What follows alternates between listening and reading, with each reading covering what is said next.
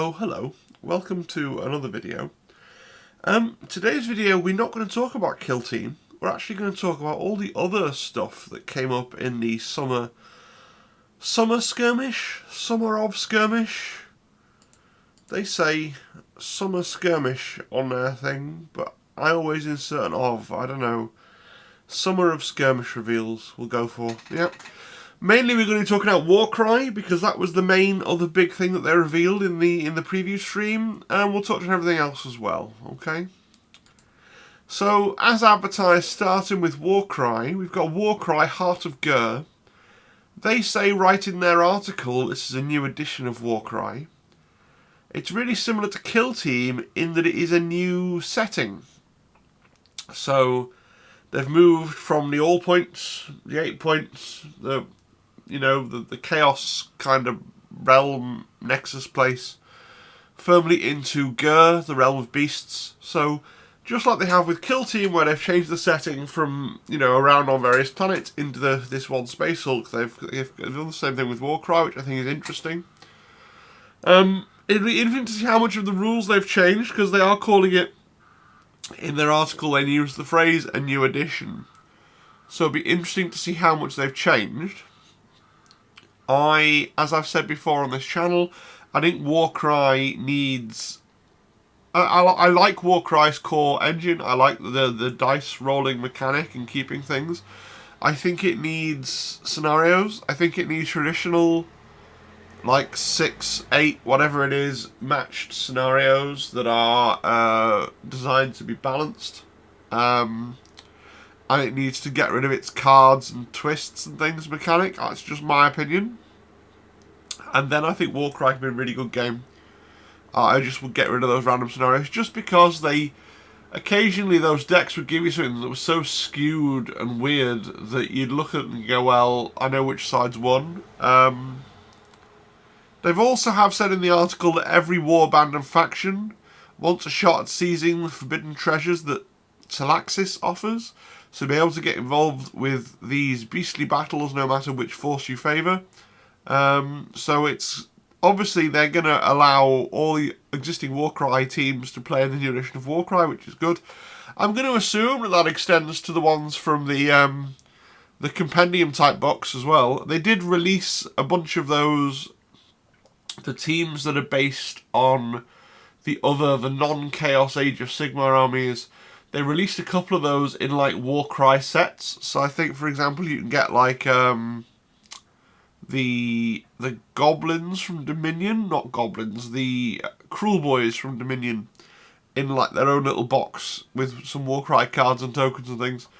So it'd be interesting to see exactly if every single thing stays valid or if a subset of them become invalidated. Again, I think that the stuff around pulling in models from wider Age of Sigmar was also where a lot of the balance issues creep in to Warcry.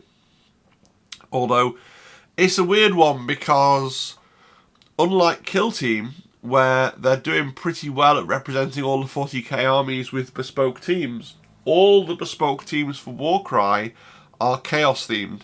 So if you prefer Order or Death or Destruction, it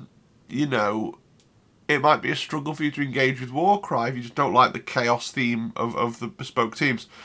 I don't know why...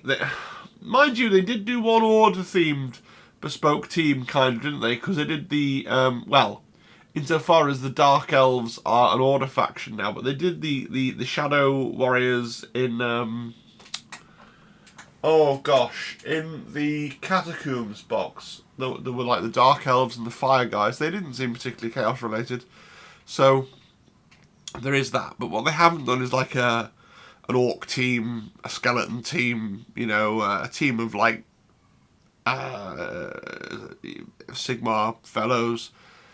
So yeah, I guess they have to keep those compendium style things in there to give the appeal to the wider audience, but at the same time I think they could do a tweak in that a little bit.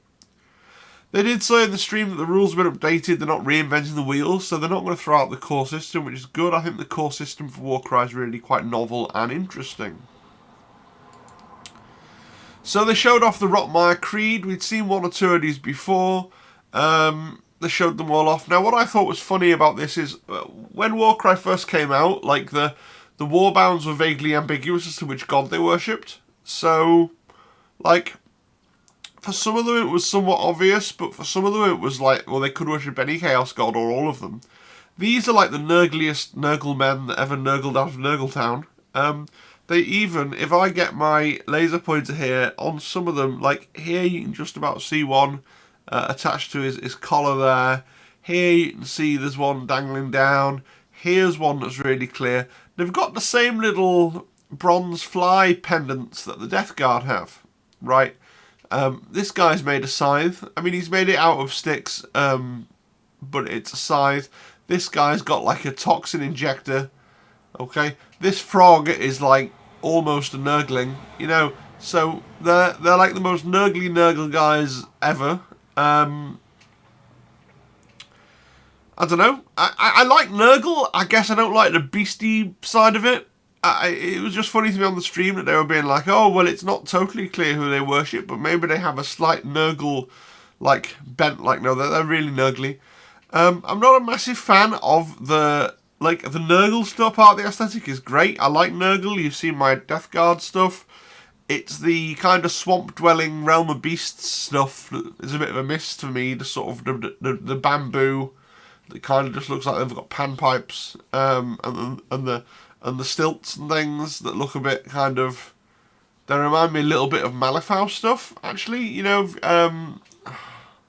gosh, it's been many years since I played Malifaux, but they have there's the gremlins, and then there's like the humans that also live in the bayou with the gremlins. That I think Zoraida, and she was part of like the Neverborn. Anyway, this other thing in this other game where it's all also based on living in swamps, they just look like that, and it's not totally to my taste. But there you go. Given that this whole year is set in the realm of beasts, and I generally don't like beast nature-y violent stuff as an aesthetic, I'm not holding out much hope for the new teams they're going to bring out for Warcry this year for me personally. But like I said on the previous page, if the rules are improved, I've got Warcry. I own like two. I've got the Unmade, and I've got the elves. You know, the Dark Elves. I forget what they're called. That came again in Catacombs. I've got them, so I could play with either of them. And I've also got Age of Sigmar Death that I could pull a Warcry team from if that's still a thing. So it could be a game that I get back into, but I wouldn't be getting back into it with this team. And in fairness, we've got the other new team, the Horns of Hashit, who we've seen them before. They worship the same god of chaos as the Chaos Dwarves, but they're not dwarves, which I guess I'm not a big, huge Chaos Dwarf like aficionado, but if you were, I imagine you'd feel a bit ripped off about now. These guys just look very generic to me, and in that kind of area of being pretty generic barbarians, I don't think they look as cool as the Dark Oath Savages, who are the Conan type guys from the Red Harvest box. I think they looked better as generic barbarian types. These guys just... It doesn't blow my boat. But yeah, I hate to sound really critical. Again, I'm kind of excited for this release insofar as I think it would be cool to get a Warcry version 2, and I'm going to watch the Man Read Book videos that come out when the box set comes out to decide whether it's a rulebook that I want to pick up and a game system that I want to get back into. But none of this new plastic really inspires me. That said about new plastic, I actually quite like the terrain. You know, it's not totally to my taste, but I quite like it. I find it really interesting. I own enough terrain. I've got the original Warcry stuff, and we bought loads of the terrain expansions for the original Warcry. So I've got the Shattered Storm Vaults up there on the shelves. I've got about 3 copies of the Undead Graveyard terrain that's been released in various different formations over the years. So we have enough terrain to play on. It's got an interesting amount of verticality. It's interesting to me that we never get that kind of walkway terrain for Kill Team, even though it exists in the Sector Mechanicus. They didn't put any of the walkways in when they did that Warzone. I guess it doesn't work so well for Kill Team, but I do think it looks cool on a table to get those walkways. Kind of reminds me of Necromunda stuff as well. I think that looks really cool. I like the way that these look like they're separate pieces, that you can move them around and clip them on differently for different missions and map layouts, which is pretty cool. If it's anything like the original Warcry, you're going to have to be very careful about how you assemble this together to not accidentally glue stuff that's meant to be kept separate in order to give you that sort of maximum modularity for your different gaming pieces. But I do think it looks like a really cool set of terrain. Again, I'm not... If you can hear that fly just buzzing around my room, I'm really sorry. Again, it's just not quite what I would want in terms of a box set, though. But I think the terrain's pretty cool. Right, we're going to look at some of the other stuff that was previewed during the preview. Small little bits, really. So this is the Goliath Mauler. It has two alternate builds, as far as I can tell. One with like a wheel and one with like a giant grinder for mincing up your enemies, which is pretty cool. I'm really conflicted about the Ash Waste stuff. It seems like it should be right up my street, but it isn't. You know, so somehow I find it really difficult to get excited about Ash Wastes. Just one second. Sorry about that. Do you know there was a massive honeybee that flew into my office? I had to go get my wife to humanely remove the honeybee to the garden. I cannot stand insects. Sorry. Anyway, the Goliath Mauler. Yeah. I should really like Ash Wastes. The aesthetic is something that I really kind of think is cool. I really do. But it's one of those things where there's nobody in my little area that wants to play Necromunda. It's one of those games where more than any other game, I think you have to have a group of at least 4 people that want to play a campaign game. And while Zimbad would probably be up for it, my wife dislikes the kind of campaign play where doing badly in one game affects your chances in the next game. Plus there's the weird... and this isn't going to become one of those channels that moans about the cost of Games Workshop stuff all the time. But trust me, there's this weird thing where Ash Wastes stuff is weirdly expensive.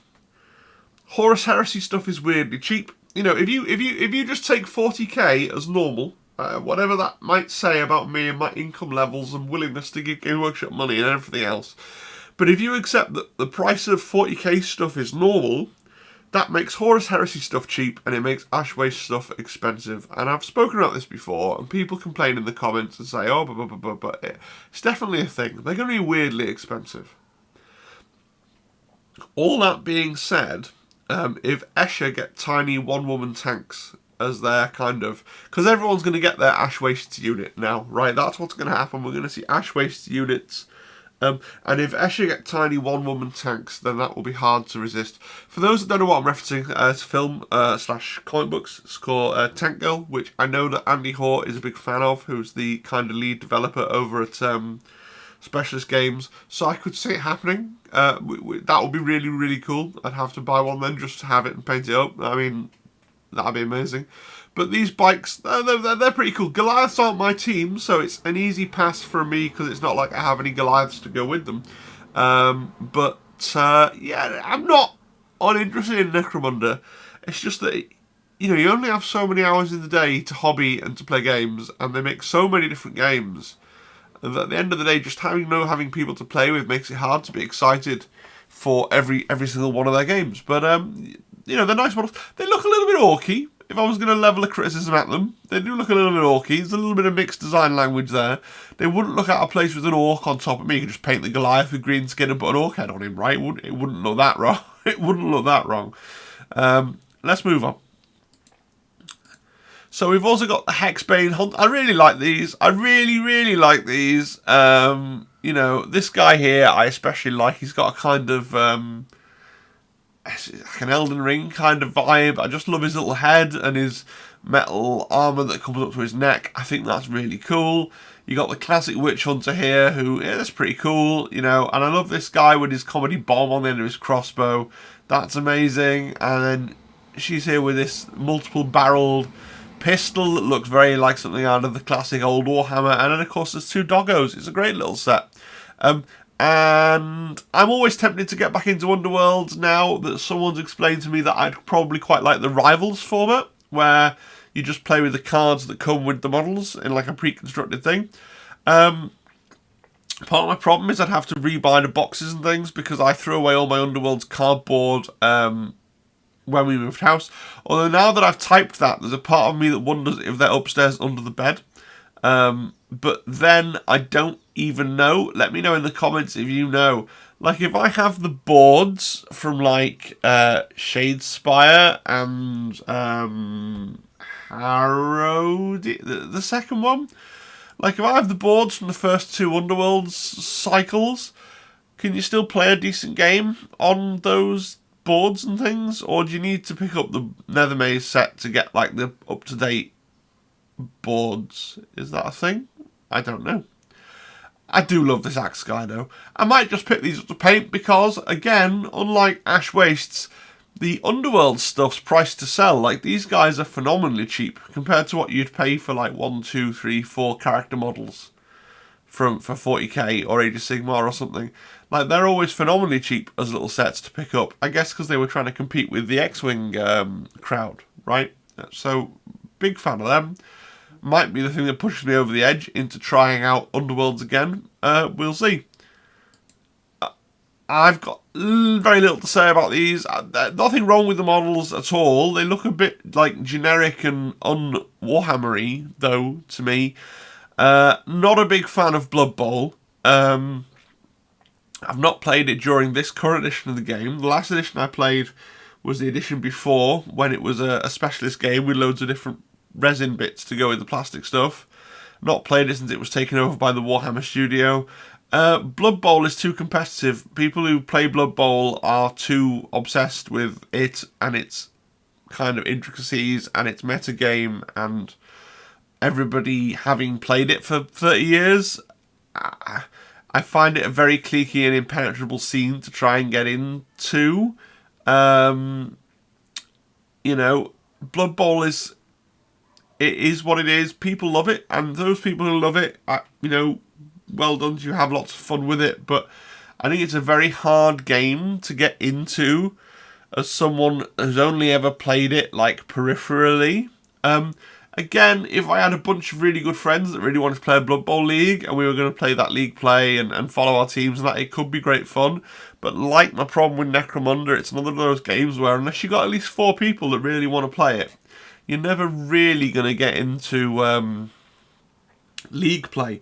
And a one-off Blood Bowl game, I'd just rather not. So, yeah. Blood Bowl, to me, also, at the moment, seems to be struggling. It doesn't seem to have a coherent style. Like, the teams don't look like they're from the same genre of thing, if that makes any sense. Like, these are pretty cool. They look pretty kind of generic to me.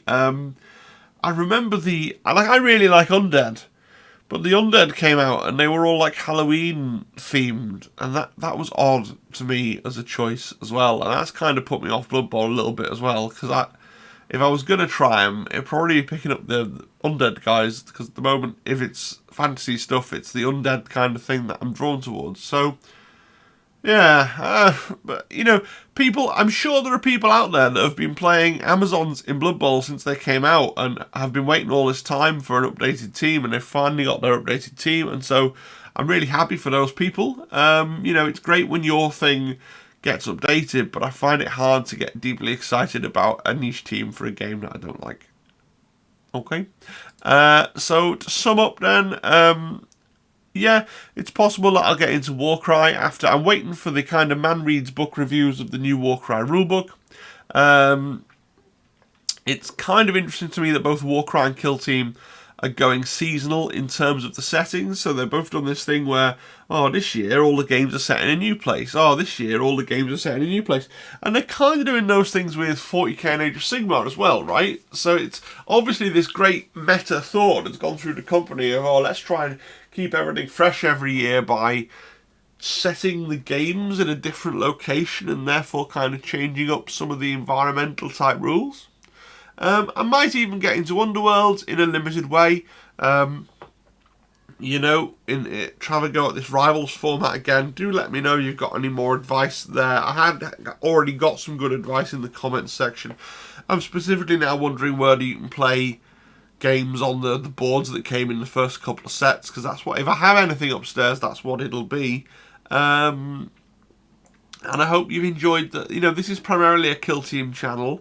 I am always threatening to diversify into other Games Workshop games, but this is primarily a kill team channel. I hope people enjoyed the bit of non-kill team content.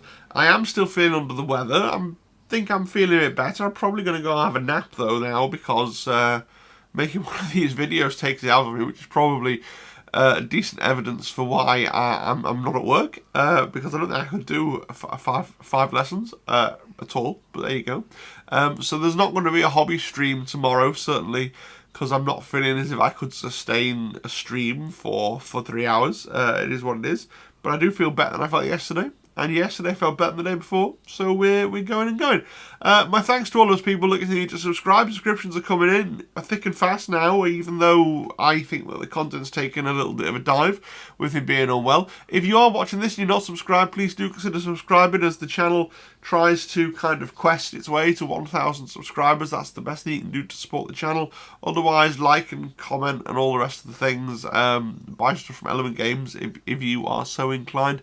But most importantly, please do have a great rest of your day, whatever it is that you are doing. Thanks, everybody. Cheerio.